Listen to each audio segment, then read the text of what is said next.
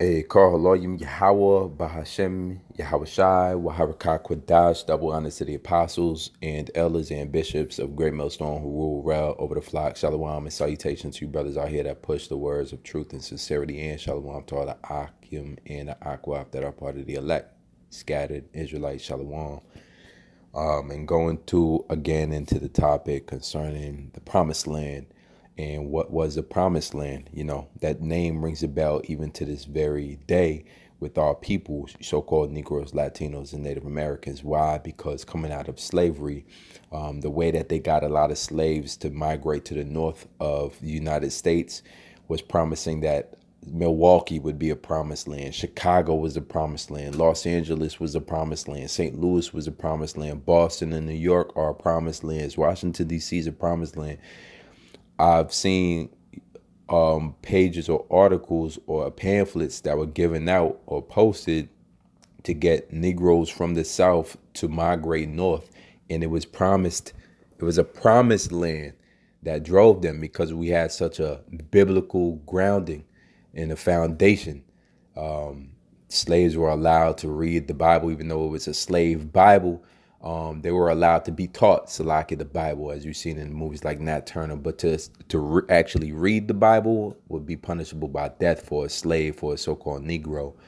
But as we started, our understanding of the Bible and our understanding during slavery of a promised land, a place in which we would be free and at rest, that was always constantly desired by our people and still is.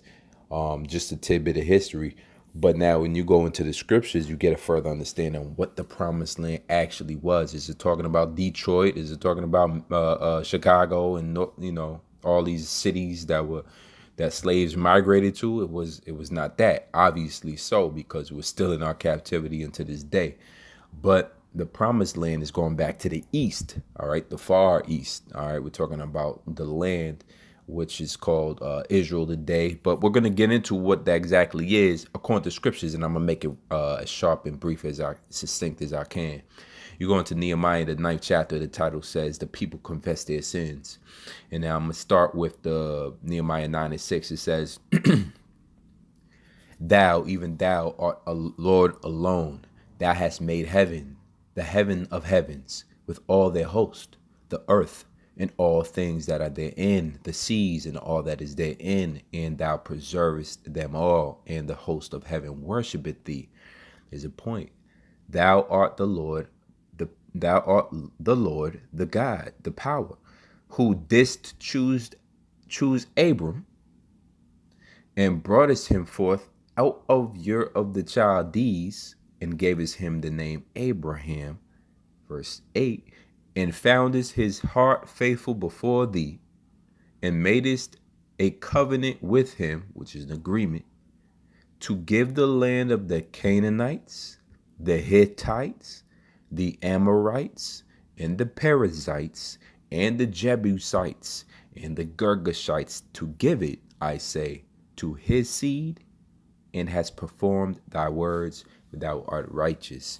Now, this whole dealing of giving this land, this covenant, this agreement made with faithful Abraham, who was sojourning in this land while the Lord was giving it to him, and he tells them exactly these areas, these people who are inhabiting these lands, and he's named these names, right?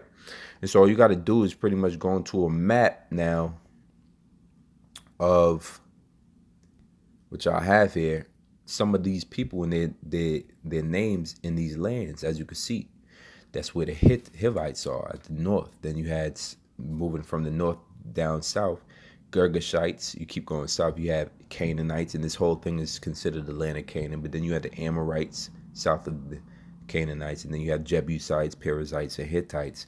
So from this part of the land, cities of Tyre and the Sidonian land near Mount Lebanon, it says here, Mount Hermon, all right, all the way down through Bashan, all the way down through Jerusalem, all the way down here, around Kadesh Barnea and the bottom of this Salt Sea, the Dead Sea. And so these are some of those names that was just quoted in Nehemiah. Now, today, these people occupy a similar territory, right? But it's always combated, as you can see here. International boundaries, boundary of former Palestinian mandate. They haven't even taken over this land, Gaza. They've been fighting the Palestinians for ages. This entire West Bank is not even considered, if I'm not mistaken, this is not considered Israel, all right? Or it's being combated. This whole Golan, everything in the green, I believe, is not part of the state of Israel, as you can see. So this scripture in Nehemiah is still in need of being fulfilled. It's still in need of being fulfilled because the Lord said clearly, and found his heart faithful before thee, and made us a covenant with him, meaning an agreement. When the Lord makes an agreement, he's not going to go back on that. The agreement was to give him the land of the Canaanites, Hittites, Amorites, and Perizzites, and Jebusites, and Girgashites, to give it, I say, to his seed. All right, now, so we were dealing with a seed now, right? So check this out. Let's go into some text. This is called the Tory New Topical Textbook under Holy Land. And we're going to see where these scriptures, where the Lord gave the Holy Land to Abraham, which we just read, which they quoted in Nehemiah. Genesis 12:7. And the Lord appeared unto Abram, and he said, unto thy seed. The key word is unto his seed. So it was not that Abram would get it right then and there, because to conquer that whole land, it would take much more than Abram, and but he promised it unto his seed. So let's be clear. It says, will I give this land? And there builded he an altar unto the Lord who appeared unto him. So this is where you get the idea that these people are back in their holy land, are back in the promised land, because this is the very same land that the Lord promised Abram at the time, that he would give his seed this land. So when we say 1948ers, and we call them that because in that year they claimed that land, and they claimed to be the real true inhabitants to win back this land, as you can see. But everything in the green they never accomplished to take as their own. You see, there's so many lines and boundaries. Just look at the legend over here. This district and that demarcation line, and going all the way back to 1948. All right, they're struggling as it is to maintain the lands that they already have.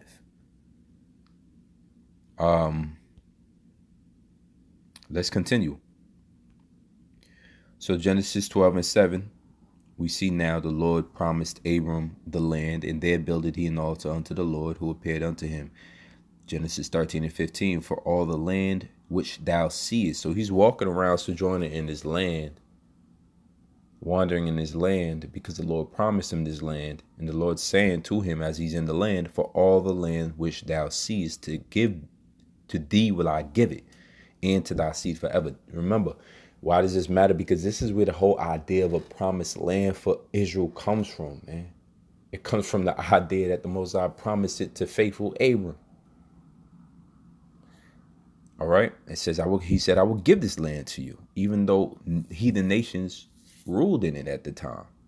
Now, this is chapter 17:8. And I will give it unto thee and to thy seed after thee, the land wherein thou art a stranger, all the land of Canaan, for an everlasting possession, and I will be their power. So he's telling you, not only will I give it, I'm giving it to you, but I'm promising to give it to your seed. It will be your inheritance to pass down to your children forever.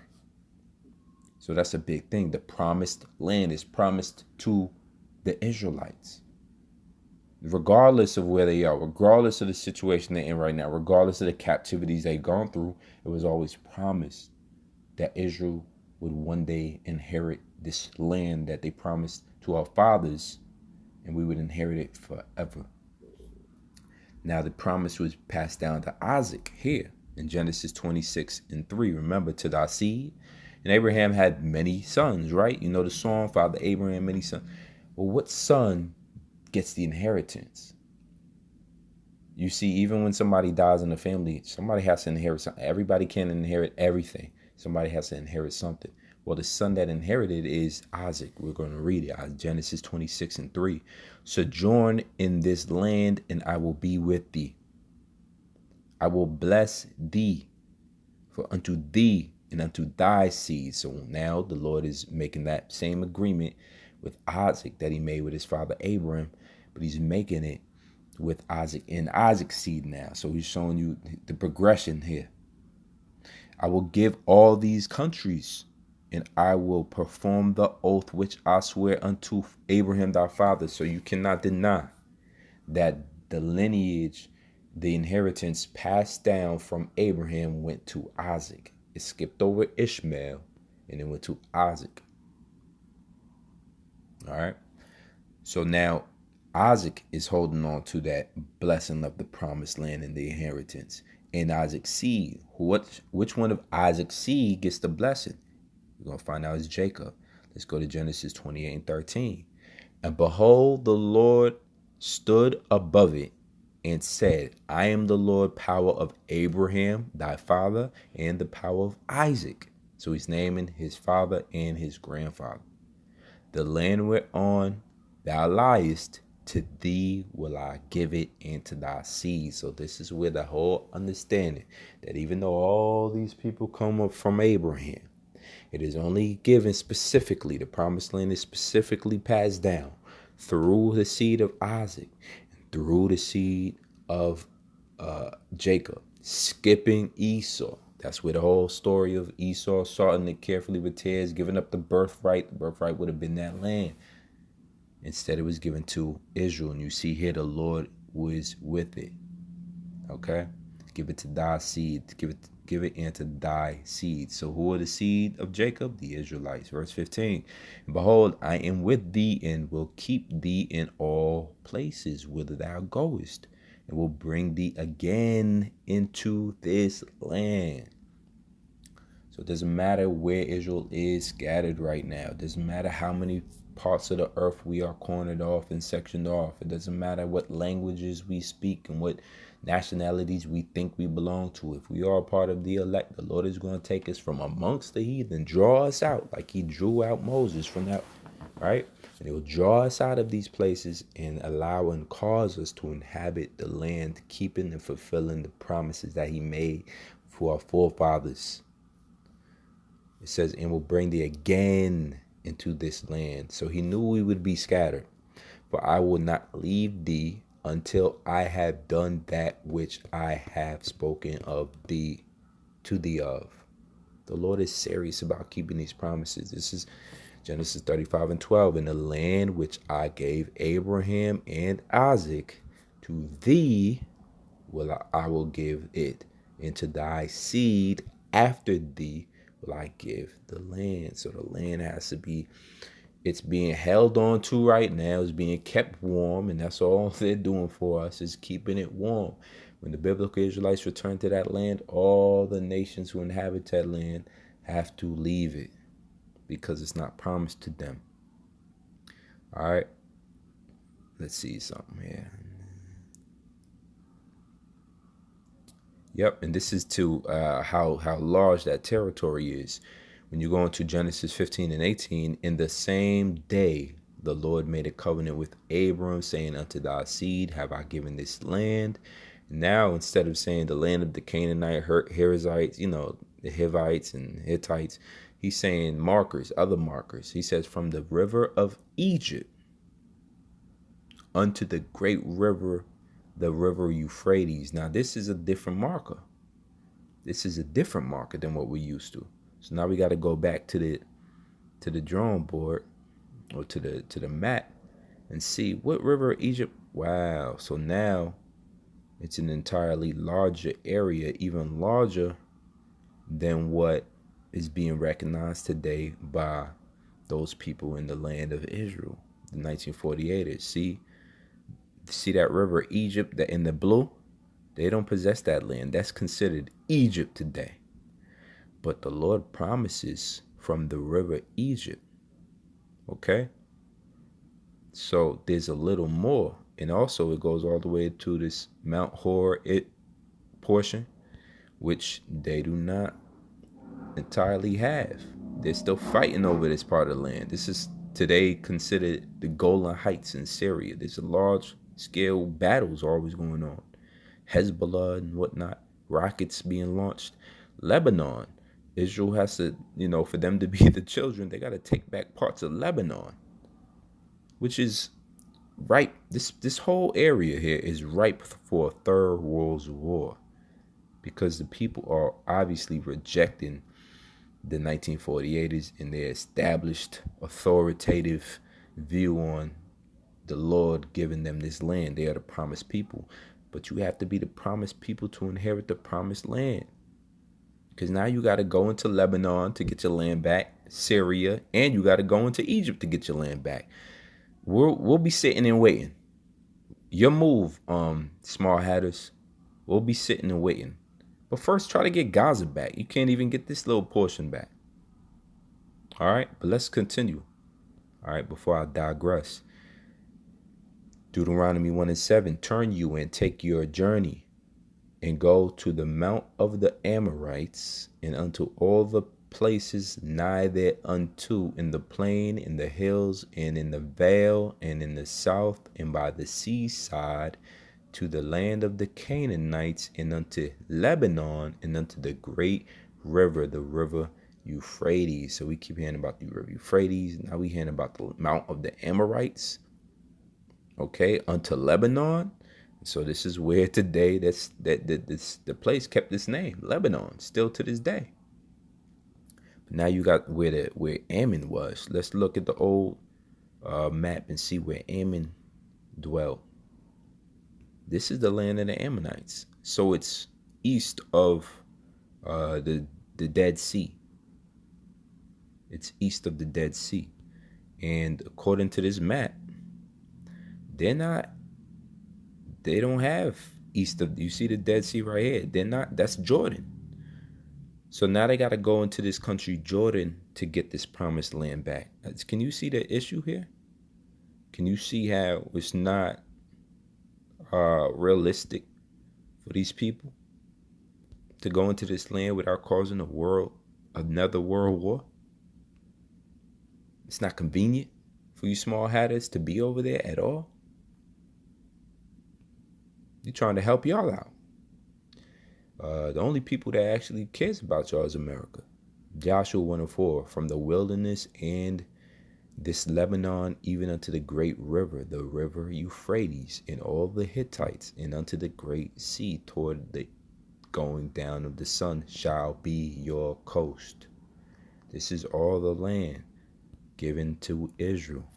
And when you're dealing with let's try to find the river Euphrates. If we can even try to find that means it's even farther. Now I'm going to try to get a larger map to deal with the river Euphrates, because that would carry out to be a much larger area than we can imagine. Where's the river Euphrates?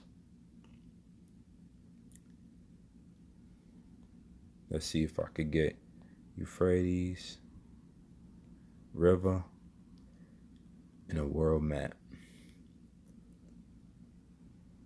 Okay, now see how large that land is now.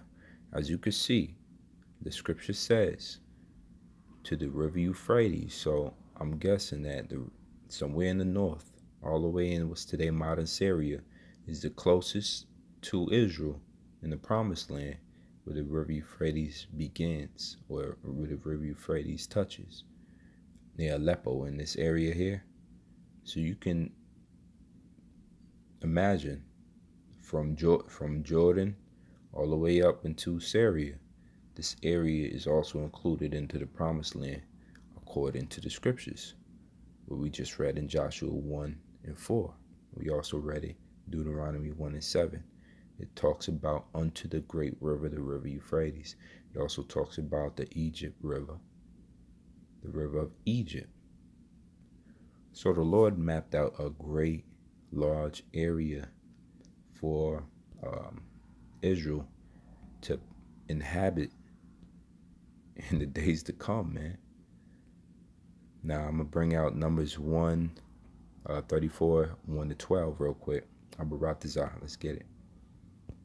Numbers 34 and 1. Instructions for apportioning Canaan. You can see it there. In the NLT says boundaries of the land. And the Lord spake unto Moses, saying, Command the children of Israel, and say unto them, When ye come into the land of Canaan, this is the land that shall fall unto you for an inheritance, which is a possession, right? It says, even the land of Canaan with the coast thereof. Then your south quarter shall be from the wilderness of Zin, along by the coast of Edom, and your south border shall be the uttermost coast of the south of the salt sea eastward, and your border shall turn from the south to the ascent of Akarabim, and pass on to Zin, and the going forth thereof shall be from the south to Kadesh Barnea, and shall go on to Hazaradah, and pass on to Asmon. And the border shall fetch a compass from Asmon unto the river Egypt. Once again, it says, and the goings out of it shall be at the sea, which says here the Mediterranean, right? So this thing is supposed to go deep and pretty good portion into Egypt, this promised land. It will. As for the western border, ye shall even have the great sea for the border. This shall be your west border. And this shall be your north border. From the great sea ye shall point out for you Mount Hor.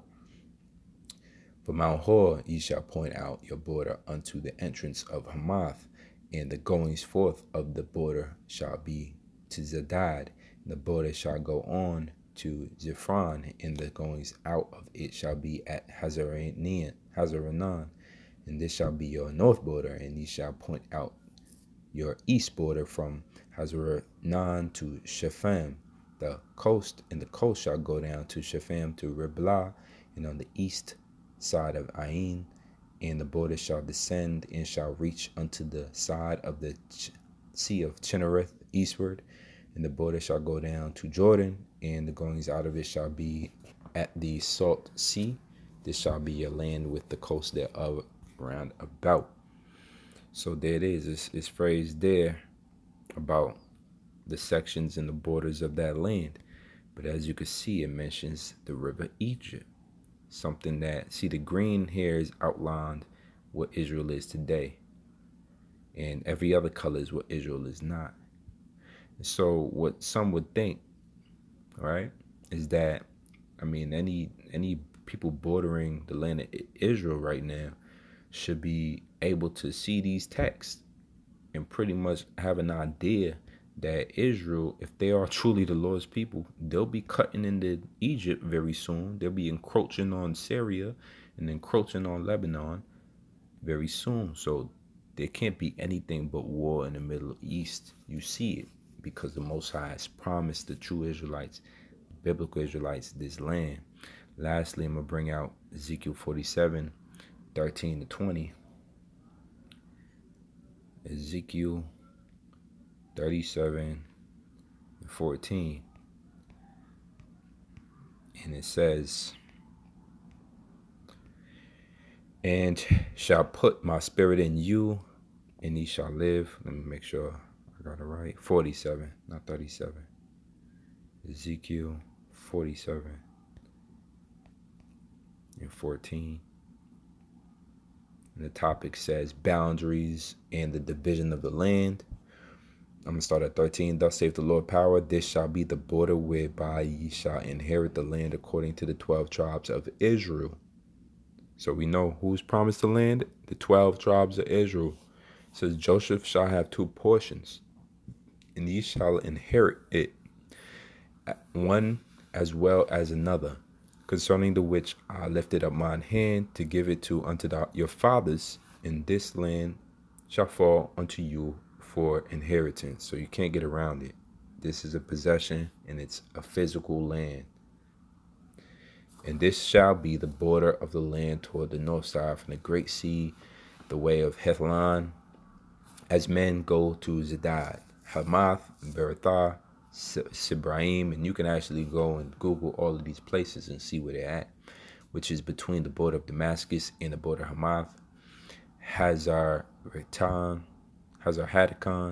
which is by the coast of Haran, and the border from the sea shall be Hazaranan, the border of Damascus, and the northward, and the border of Hamath, and this is the north side, and the east side shall be measured from Haran, and from Damascus, and from Gilead, and from the land of Israel by Jordan, and the border unto the east sea. And this is the east side, and the south side toward southward from Tamar, even to the waters of Strife and Kadesh, to the river, to the great sea. And this is the south side southward. The west side also shall be the great sea from the border till a man come over against Hamath. This is the west side. So shall ye divide this land unto you according to the 12 tribes of Israel. So you can see it. It got to be our land. It's already sanctioned by the Heavenly Father. He promised it to Abraham, Isaac, and that promise came all the way through Jacob to the 12 tribes of Israel. Abaradizah. You know, this video is edifying. These are our inheritances that we could look forward to, man. Something that's sound. And anybody claiming to be a true biblical Israelite, and until you own the land on the river Egypt, from the river Egypt all the way up until Mount Hor, and all the way east of towards the river Euphrates, don't claim to be the Israelites, man, because the promise didn't come to you. I brought this out of the video. It's edifying. Till next time. Shalom.